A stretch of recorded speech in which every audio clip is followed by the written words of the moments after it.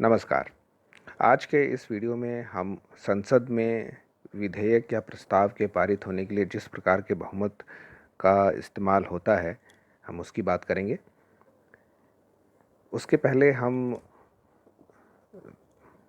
लोकसभा और राज्यसभा के संरचना के बारे में एक थोड़ी-सी जानकारी लेंगे। हम ज़्यादा डिटेल में नहीं जाएंगे।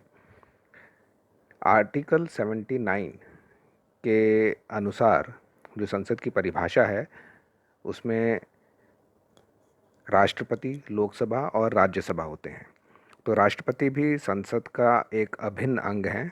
वह लोकसभा या राज्यसभा का हिस्सा नहीं होता है, बल्कि राष्ट्रपति, लोकसभा और राज्यसभा तीनों से मिलकर संसद बनती है। आर्टिकल 80 में राज्यसभा के संरचना के बारे में बताया गया है। इसमें कहा गया है कि राज्यसभा की अधिकतम संख्या 250 होगी, जिसमें से 12 सदस्य राष्ट्रपति के द्वारा नाम निर्देशित किए जाएंगे, जिन्हें साहित्य, विज्ञान, कला और समाज सेवा जैसे विषयों के संबंध में विशेष ज्ञान है। और 238 सदस्य राज्यों के और संघ राज्य क्षेत्रों के प्रतिनिधि होते हैं। वर्तमान संख्या राज्यसभा की 245 है, जिसमें से 233 सदस्य राज्यों और संघ राज्य क्षेत्र दिल्ली तथा पुडुचेरी के प्रतिनिधि हैं और 12 राष्ट्रपति के द्वारा नाम निर्देशित हैं। तो सिर्फ 2 संघ राज्य क्षेत्र हैं, दिल्ली और पुडुचेरी, जिनसे कि सदस्य अप्रत्यक्ष रूप से निर्वाचित होते हैं।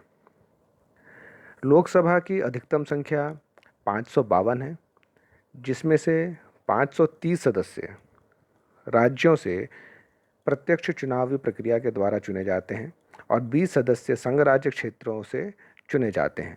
इनका चुनाव किस प्रकार से होता है, इसके लिए भी संसद प्रक्रिया तय करता है। इसके अलावा राष्ट्रपति एंग्लो इंडियन समुदाय का प्रतिनिधित्व करने के लिए 2 सदस्यों को मनोनीत कर सकते हैं। वर्तमान में लोकसभा की संख्या 545 है, जिनमें से 530 सदस्य राज्यों से, 13 सदस्य संघ राज्य क्षेत्रों से तथा 2 सदस्य एंग्लो इंडियन समुदाय से नाम निर्देशित किए जाते हैं। हमने यहाँ पे संसद के सदस्यों के संख्या और उनकी संरचना के बारे में इसलिए बात किया क्योंकि जितने भी बहुमत के प्रकार हैं, उनमें सदस्यों की संख्या के अनुसार ही बहुमत को परिभाषित किया जाता है। अगर हम सामान्य बहुमत की बात करें, उसमें जितने भी सदस्य संसद में उपस्थित हैं तथा मतदान कर रहे हैं, तो उसका 50% से अधिक मत संख्या साधारण बहुमत कहलाती है। इसमें पूर्ण सदस्य संख्या नहीं गिनी जाती है। इसका मतलब यह हुआ कि लोकसभा में अगर हम उदाहरण के तौर पे बात करें, तो किसी भी दिन में जितने भी सदस्य उपस्थित हैं, उन सदस्यों की संख्या का 50% से अधिक मत, जिसको कि हम 50% प्लस 1 वोट भी कह सकते हैं, अगर हमें 1 वोट और भी ज़्यादा मिल जाता है, तो वह विधेयक या प्रस्ताव साधारण बहुमत के द्वारा पारित माना जाएगा। इसमें हम पूर्ण सदस्य संख्या जो कि 545 है, वह नहीं देखेंगे और राज्यसभा के केस में पूर्ण सदस्य संख्या जो 245 है, वह नहीं देखेंगे। अब बात करते हैं पूर्ण बहुमत की। पूर्ण बहुमत में सदन के पूर्ण सदस्य संख्या को देखा जाता है और उस संख्या का 50% से अधिक सदस्यों का अगर बहुमत प्राप्त हो जाता है तो पूर्ण बहुमत माना जाता है। तीसरा प्रकार होता है प्रभावी बहुमत का। इसमें मतदान के समय सदन के तत्कालीन कुल सदस्य संख्या का 50% से अधिक सदस्यों का मत प्रभावी बहुमत माना जाता है। इसमें हम सदस्यों की संख्या इस प्रकार से गिनते हैं कि जितनी भी सीटें होती हैं, उनमें से अगर किसी सदस्य ने त्यागपत्र दे दिया है अथवा कोई सीट इस वजह से खाली हो गई है क्योंकि उस सदस्य का देहांत हो गया है, तो इन सदस्यों की संख्या को घटा दिया जाता है। उदाहरण के तौर पे अगर लोकसभा में एक सदस्य ने त्यागपत्र दे दिया हो और 2 सदस्यों का देहांत हो गया हो, तो 3 सीटें लोकसभा में खाली मानी जाएंगी। इस बहुमत की गणना करने के लिए हम 545 में से 3 सदस्यों की संख्या को घटा देंगे, यानी कि 542 कुल सदस्य संख्या मानी जाएगी। और 542 का 50% से अधिक मत अगर हासिल हो जाए तो वह प्रस्ताव या वह विधेयक प्रभावी बहुमत के द्वारा पारित माना जाएगा। विशेष बहुमत में भी 4 तरह के प्रकार होते हैं। पहली प्रकार में हम यह देखते हैं उपस्थित तथा मतदान देने वाले सदस्यों की 2/3 संख्या। दूसरे में उपस्थित तथा मतदान देने वाले सदस्यों की 2/3 संख्या जो कि सदन के पूर्ण सदस्य संख्या का 50% से अधिक होना चाहिए। यहाँ पे ध्यान देने वाली बात यह है कि पूर्ण सदस्य संख्या का 50% से अधिक मत होना चाहिए। तीसरे प्रकार में सदन के पूर्ण सदस्यों की 2/3 संख्या को देखा जाता है। और चौथे प्रकार में उपस्थित तथा मतदान देने वाले सदस्यों की 2/3 संख्या और साथ ही विधेयक को पारित होने के लिए आधे राज्यों के विधानमंडलों के द्वारा अनुमोदन भी प्राप्त होना चाहिए। जब भी हम विशेष बहुमत की बात करते हैं तो हमें इस बात का ध्यान रखना होता है कि किस अनुच्छेद के संबंध में बात की जा रही है। अलग अलग अनुच्छेद में अलग प्रकार के विशेष बहुमत का प्रावधान रखा गया है। आगे चलकर हम उदाहरण के साथ देखेंगे कि किन अनुच्छेदों में किन प्रकार के विशेष बहुमत की बात कही गई है। आइए अब बात करते हैं साधारण बहुमत की। इसके उदाहरण हैं अविश्वास प्रस्ताव जो कि लोकसभा में विपक्ष के द्वारा लाया जाता है, और विश्वास प्रस्ताव जो कि लोकसभा में सरकार के द्वारा लाया जाता है। आर्टिकल 75 में कहा गया है कि मंत्रिपरिषद लोकसभा के प्रति जिम्मेदार होती है, अर्थात राज्यसभा सरकार को बना या गिरा नहीं सकती है परंतु नियंत्रण रख सकती है। यह तब ज़्यादा महत्वपूर्ण हो जाता है जब राज्यसभा में सरकार बहुमत में नहीं होती है। इसके अन्य उदाहरण हैं साधारण विधेयक, धन्यवाद प्रस्ताव। आम चुनावों के बाद तथा वर्ष के सत्र की शुरुआत में राष्ट्रपति दोनों सदनों को संबोधित करते हैं तथा उनके अभिभाषण के बाद सरकार धन्यवाद प्रस्ताव प्रस्तुत करती है जो कि दोनों सदनों में पारित होना चाहिए। यदि यह पारित ना हो तो सरकार गिर जाती है। निंदा प्रस्ताव, स्थगन प्रस्ताव, ध्यानाकर्षण प्रस्ताव, धन विधेयक तथा वित्त विधेयक, लोकसभा के अध्यक्ष एवं उपाध्यक्ष का चुनाव। आर्टिकल 356 में संवैधानिक तंत्र की विफलता या संविधान के उल्लंघन की स्थिति के बारे में बताया गया है। इन स्थितियों में राष्ट्रपति शासन की उद्घोषणा की जा सकती है। और आर्टिकल 360 में वित्तीय आपात की घोषणा के बारे में बताया गया है। जब भी राष्ट्रपति शासन की उद्घोषणा होती है तो यह उद्घोषणा का अनुमोदन दोनों सदनों के द्वारा 2 महीने की अवधि के भीतर होना चाहिए। यह भी साधारण बहुमत के द्वारा ही यह प्रस्ताव पारित किया जाता है।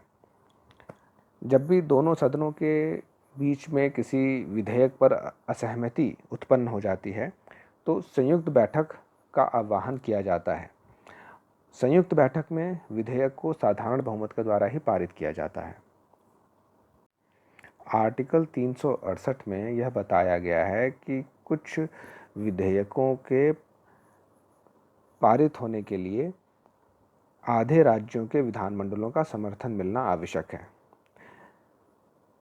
यह समर्थन उन राज्यों के विधानमंडल में साधारण बहुमत के द्वारा पारित किया जाता है। इसके अलावा यदि किसी विधेयक या प्रस्ताव के बारे में संविधान में कोई विशेष प्रावधान ना दिया गया हो तो वह साधारण बहुमत के द्वारा ही पारित किए जाते हैं। प्रभावी बहुमत का उपयोग उपराष्ट्रपति तथा राज्यसभा के उपसभापति को पद से हटाने के प्रस्ताव में किया जाता है और लोकसभा के अध्यक्ष एवं उपाध्यक्ष को पद से हटाने के लिए किया जाता है। विशेष बहुमत की बात करते हैं। विशेष बहुमत में जो पहला प्रकार था वह उपस्थित तथा मतदान देने वाले सदस्यों की 2/3 संख्या होनी चाहिए। इसमें आते हैं अनुच्छेद 249, जिसमें कि संसद को राज्य सूची के विषय पे विधि बनाने की शक्ति संविधान द्वारा दी जाती है। दूसरा आता है अनुच्छेद 312, जिसमें कि संसद को अखिल भारतीय सेवाओं के सृजन तथा उत्साधन की शक्ति दी गई है। यह प्रस्ताव सिर्फ राज्यसभा में ही लाया जा सकता है, क्योंकि ये सेवाएं भी राज्यों को प्रभावित करती हैं।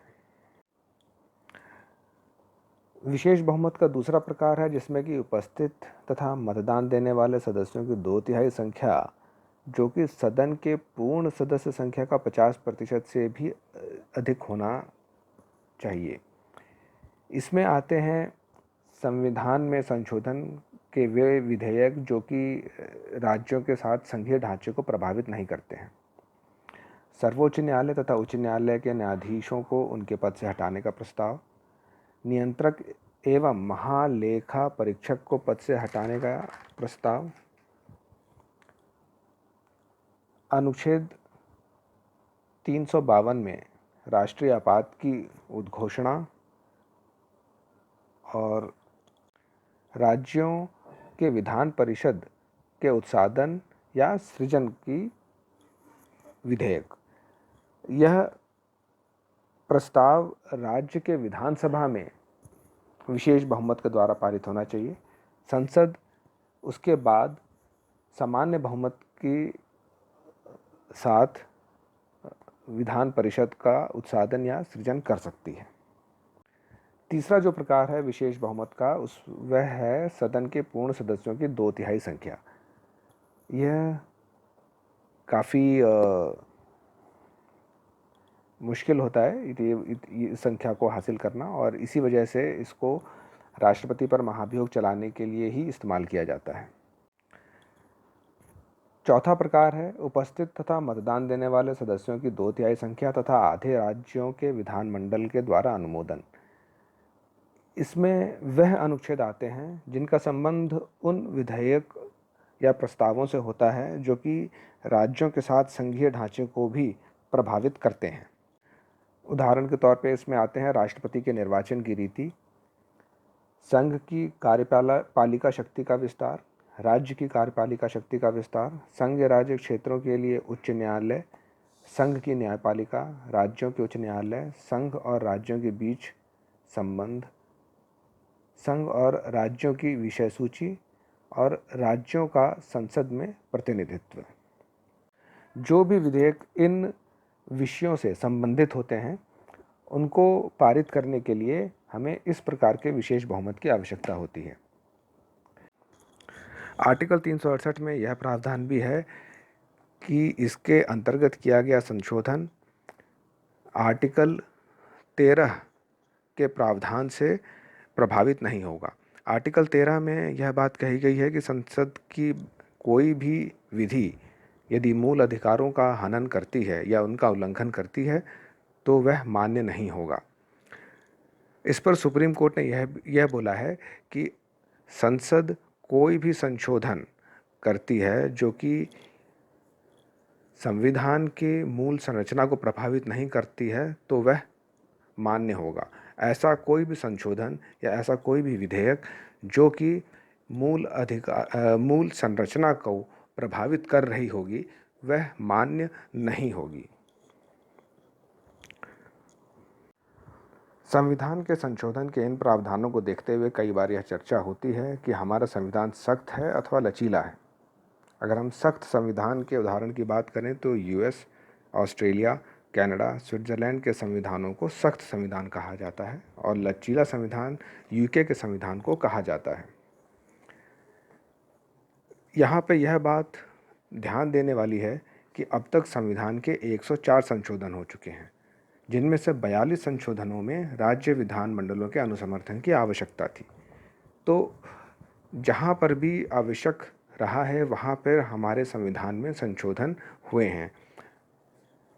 तो हम यह कह सकते हैं कि हमारा संविधान सख्त और लचीला दोनों ही तरह के गुणों को अपने अंदर समावित करके रखता है।